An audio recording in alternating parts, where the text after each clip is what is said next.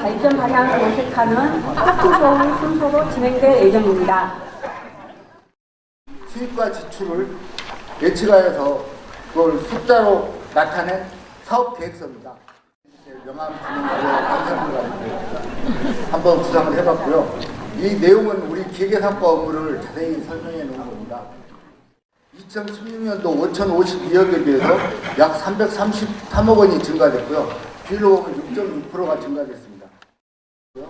지식도시락 배달 사업이 작년 한 해 동안 40만 건이 배달돼서 쌓은 관악산 12배 높이가 됩니다. 언론에 보도된 사항인데요.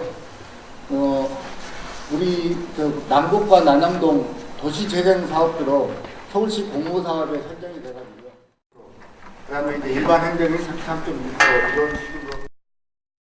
군세 부담률을 우리 1인당으로 나누면 약 13만 8천 원. 딱 붙이고 있는데. 좀 더 활성화시키기 위해서 편안한 토크쇼 형식으로 주민들과 참여 예산을 준비하는 시민사회단체 활동가 그리고 구청 공무원분들이 함께 힘을 모아서 마련한 행사입니다. 오늘 아마 300분 이상의 주민들이 참여할 건데요. 오늘을 계기로 해서 참여 예산 제도에 대한 관심이 높아지고 주민들이 직접 내가 신청하는 사업이 실제로 사업이 진행되는구나 이런 거를 좀 피부로 느낄 수 있는 그러한 하나의 계기가 됐으면 하는 생각이고요. 참여 예산 제도는 언제나 열려 있습니다. 주민 여러분들이 함께 해주신다면 참여 민주주의의 시작이 되지 않을까라는 생각을 갖고 있습니다. 참여하고 싶으면 어떻게 하나요? 참여 예산 제도는 공모가 중심이 되는데요. 3월부터 각 동주민센터와 구청 기획예산과 홈페이지를 통해서 신청을 받을 예정입니다. 동별로 홍보 현수막도 붙을 거고요.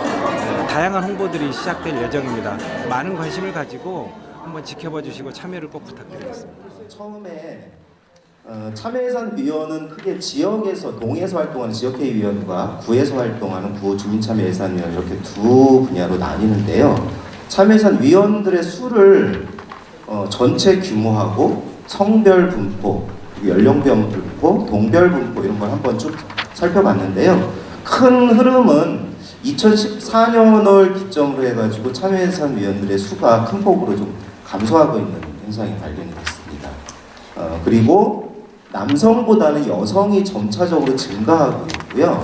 연령별로 보니까 50대, 60대 참여하시는 분들은 늘어나는데 40대 이하의 참여위원분들은 실제 줄어들고 있어요. 이런 특성을 이제 보면서 참여예산 위원들의 수가 감소하는 것은 가장 크게는 지역회의 위원들의 수가 감소하기 때문입니다. 그래서 지역에서, 동에서 주민참여예산위원으로 활동할 수 있는 사람들을 모집하는 게 굉장히 큰 관건으로 저희가 생각할 수 있습니다. 성공적인 요인 하나는 구청과 의회, 주민 간의 끊임없는 대화와 정보 공유가 필요하지 않겠느냐.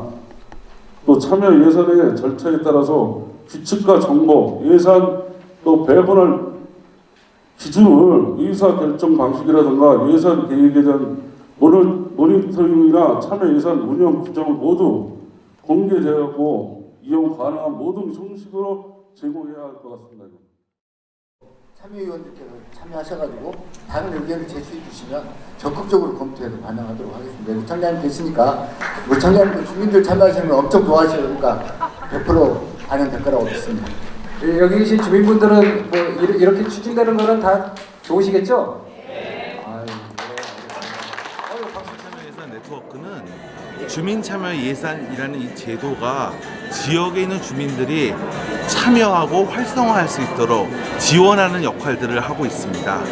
예를 들어서 이 주민분들이 주민참여예산 제도가 도대체 무엇이며 그 안에서 나는 어떤 역할을 해야 되고 또 그 부분들을 나중에 어떻게 모니터링해서 정말 자기 동의 결과로 그것을 결실화시키는 과정들을 안내하고 또 이 제도 자체가 활성화될 수 있도록 여기에 대한 제안들을 구청에 제안들을 하면서 이 제도를 점차적으로 보완시켜가는 그런 면에서의 역할들을 하고 있습니다. 그리고 작년에 그런 일을 한 것 중에 뭐 기억에 남는 제안이나 그런 게 있나요? 작년 같은 경우는 몇 가지의 기억에 남는 제안들이 있습니다. 첫 번째 같은 경우는 예를 들어서 지금 동에서 지역회의들이 열리고 있는데 작년 같은 경우에는 그 지역 회의와 관련돼서 시범 동지역 회의를 이제 선정을 해서 그 안에 참여해서 그 동에서 나오는 여러 가지 사업들을 그 지역에 있는 참여예산 위원들과 함께 만들어가고 제안하는 과정에 동참했던 거. 그것이 작년에 좀 기억이 남고요. 작년 참여예산 선정 과정입니다. 건설교통, 복지보건, 도시건설, 행정지식 분과 4개 분과가 실제로 열띤 토론과 사업 검토를 통해서 사업을 선정을 했습니다.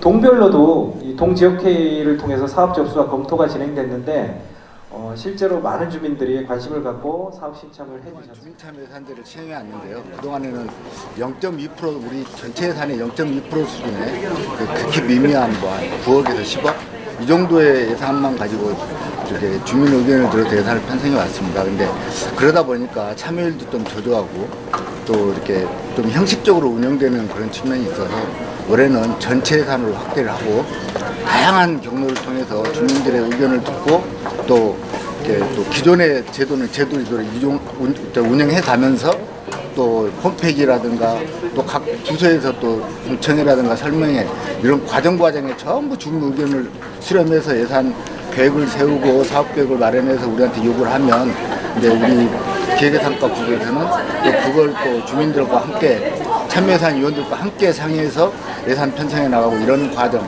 전체 예산을 갖고 주민 참여를 확대하려고 지금 계획을 하고 있습니다.